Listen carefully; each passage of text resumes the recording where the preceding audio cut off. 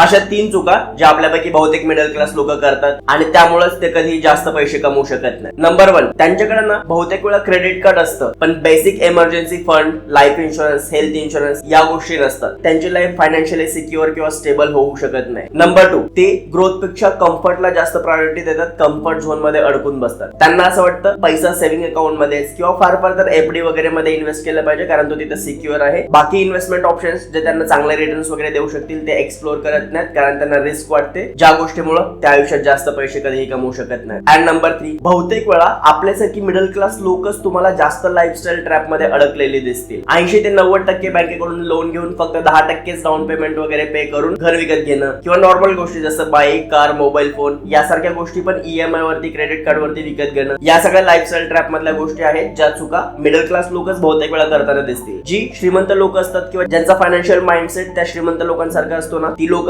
तुम्हाला नेहमी कुठलंही लोन वगैरे घेताना, क्रेडिट कार्ड वरनं खर्च करताना त्याचं प्लॅनिंग केलेलं दिसेल. ती लोक 10% नाही तर 30-40% डाऊन पेमेंट घेऊन मग उरलेली अमाऊंट लोन घेतील बँकेकडून. त्याच्याही पाठीमागे वेगळा पर्पज असतो, प्लॅनिंग असतं आणि अशा पद्धतीने ती लोक श्रीमंत होत असतात. या चुका मिडल क्लास लोकांना नेहमी गरीब ठेवतात. तुम्हाला काय वाटतं, अजून अशा कुठल्या चुका आहेत ज्या आपण मिडल क्लास लोकांनी अवॉइड केल्या तर मग आपण आयुष्यात चांगले पैसे कमवू शकू? ते मला कमेंट बॉक्स मध्ये नक्की सांगा.